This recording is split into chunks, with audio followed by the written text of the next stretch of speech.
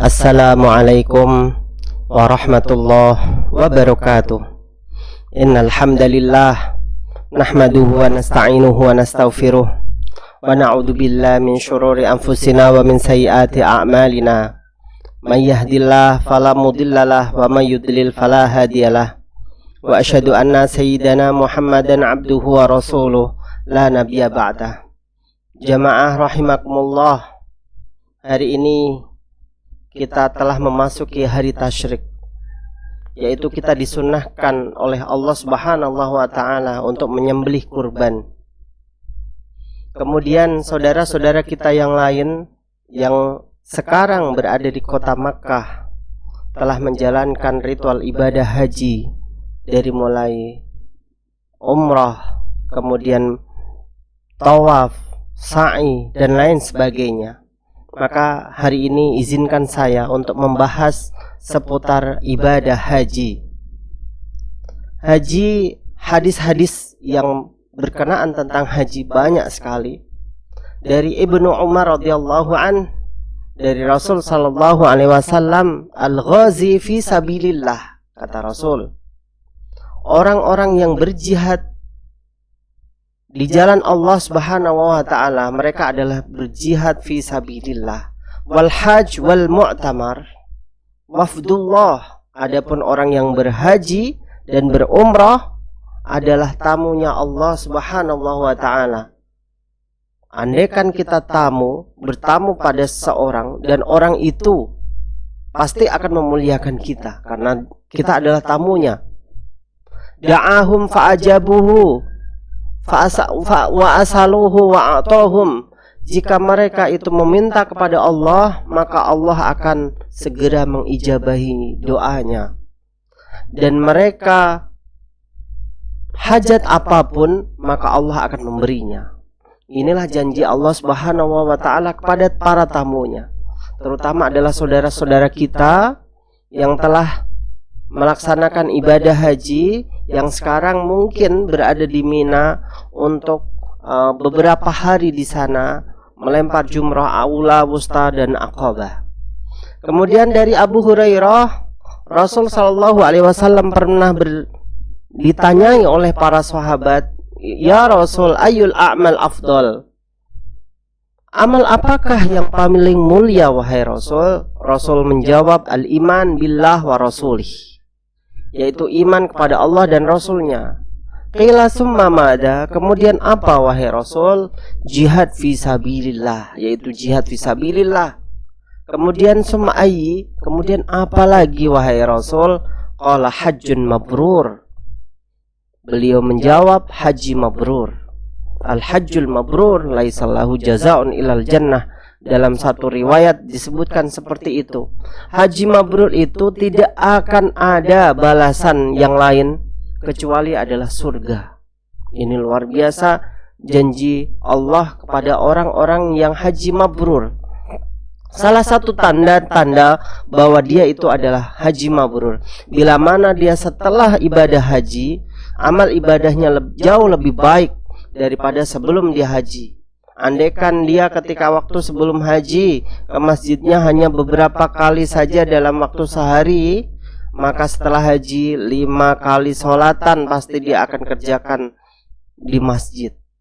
Senantiasa dia beramal kebaikan dan kebaikan, tidaklah menjadi orang yang sombong. Ini adalah salah satu tanda-tanda keistimewaan dari orang-orang yang haji mabrur. Dari Aisyah Ummul Mukminin juga pernah beliau bertanya, "Ya Rasulullah, naro al-jihad al-afdal, afala nujahid?" Kami itu melihat jihad itu lebih mulia wahai Rasul, apakah kami boleh berjihad? La, lakin afdal al-jihad hajjun mabrur. Tapi yang paling afdal-afdalnya, paling mulia-mulianya jihad adalah haji mabrur. Artinya dari hadis ini Rasul sallallahu alaihi wasallam mewasiatkan kepada kita ada jihad yang lebih mulia lagi daripada jihad fisabilillah. Berjihad kita di medan perang, yaitu hajjun mabrur. Man hajja falam yarfus walam yafsuq raja'a ka yaumi waladathu ummu. barang siapa yang berhaji dia dan dia tidak melakukan keburukan atau mengucapkan hal-hal yang kotor selama dia ibadah haji, maka dia akan kembali seperti halnya dia lahir ke dunia ini, yaitu anak yang baru lahir pastinya tidak mempunyai dosa apapun. Maka disitulah hakikat dari orang-orang yang haji mabrur. Jamaah rahimakumullah, bahwa kita telah mengenal apa itu hajjun mabrur, ya. Baik, kita akan memasuki materi haji mabrur. Apa itu haji mabrur dan macam-macam ibadah dahulu. Ada yang namanya ibadah maliyah, ada ibadah jismiyah, ada ibadah qalbiyah.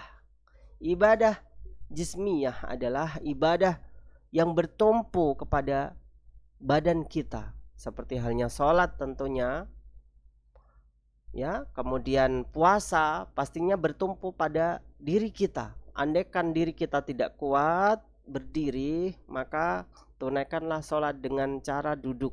Kalau tidak bisa duduk, maka dia berbaring ke arah kiblat. Andaikan tidak bisa lagi berbaring sesuka dia, sebisa dia dengan memejamkan mata atau isyarat dengan matanya. Ini adalah jismiyah. Kemudian ada yang namanya ibadah maliyah, ibadah yang bertumpu pada harta seseorang, fulus. Ini bagi orang-orang yang bisa berzakat, maka wajib dia membayar zakat. Yang sudah satu nisab, yaitu 80 gram emas, wajib dia mengeluarkannya dalam waktu 1 tahun sekali.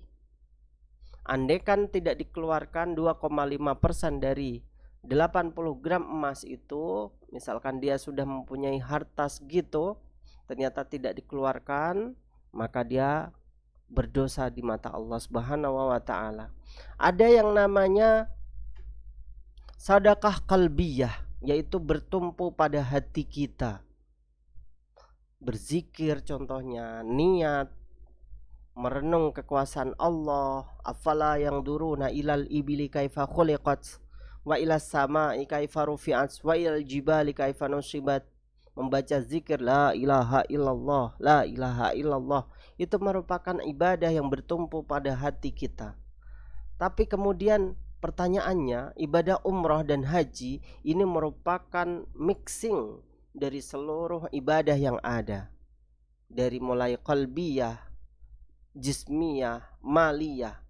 Hartanya terkuras, tenaganya habis untuk melaksanakan ibadah haji dan umrah, waktunya juga terkuras. Kemudian qalbiyah, dalam hatinya pun demikian, harus jauh-jauh hari dia niatkan untuk ibadah haji dan umrah. Tidak boleh dia niatkan untuk yang lain. Ya Allah, saya ingin haji untukmu saja. Labbaik Allahu hajjan, labbaik Allahu umratan. Jangan ada niatan-niatan yang lain. Saya ingin haji, bila mana sepulang dari haji nanti orang-orang akan mengeluh-elukan nama saya, memanggil nama saya dengan panggilan Pak Haji, Bu Hajah dan lain sebagainya. Ini adalah salah di mata Allah Subhanahu wa ta'ala. Lalu pahalanya tentulah jauh lebih banyak daripada ibadah-ibadah yang lain, karena ini penutup rukun iman yang ada. Kemudian sekarang kita mengenal umrah dan haji. Perbedaan antara umrah dan haji, ya, berbeda sekali. Kalau umrah itu boleh dilakukan dalam waktu apapun itu, adapun haji khusus dilakukan ketika waktu-waktu tertentu, yaitu pada bulan Zulhijjah. Pelaksanaannya dari mulai tanggal 8, 9, 10, 11, 12, 13, selesai 6 hari itu. Di luar waktu itu maka tidak bisa dikatakan sebagai ibadah haji. Sementara umroh cukup dia rukun-rukunnya hanyalah tawaf, sa'i, gunting rambut saja. Tawaf itu adalah berkeliling mengelilingi Ka'bah dari mulai rukun Hajar Aswad, kemudian berputar dia selama 7 kali putaran. Sementara sa'i juga, yaitu lari-lari kecil antara Bukit Sofa dan Bukit Marwa. Kemudian tahallul, yaitu menggunting rambut. Adapun haji, perbedaannya adalah bila mana rukun umroh itu pasti termuat include di dalam haji, pelaksanaan ibadah haji. Sementara haji itu tidak mungkin bisa dimasukkan ke dalam ibadah umroh, karena salah satu rukun haji itu adalah umroh, maka wajib dia melakukan ibadah umroh. Tawaf dulu, sa'i dulu, gunting rambut dulu. Habis itu dia menunggu lagi, berpakaian biasa lagi, menunggu lagi sampai tanggal 9 baru dia berganti pakaian lagi untuk melaksanakan wukuf di Arafah pada tanggal 9 Dzulhijjah, beberapa hari yang lalu. Kemudian ketika waktu selesai sampai menjelang maghrib, kemudian dia bergerak menuju Muzdalifah, mengambil kerikil di sana, bermalam di sana. Kemudian paginya dia menuju ke Mina untuk lempar jumroh Aqabah. Setelah itu baru ke Makkah untuk melaksanakan ibadah tawaf ifadah, kemudian sa'i serta tahallul awal. Setelah itu dia menuju Mina lagi ketika tanggal 11-nya, malam 11-nya, 12-nya dia bermalam di Mina selama 2 hari boleh, 3 hari boleh untuk melaksanakan lempar jumroh ula, wusta, dan Aqabah. Jamaah rahimakumullah, bahwa rukun haji dan umroh hampir sama, dan kewajiban ketika waktu menjalankan ibadah umroh dan haji sama juga kewajibannya. Perkara yang harus dikerjakan umroh tapi apabila tidak ditinggalkan atau ditinggalkan dapat diganti dengan dam, ya, yaitu niat umroh, meninggalkan larangan-larangan ihram.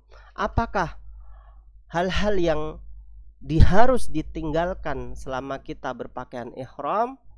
Nah, inilah yang harus kita ketahui.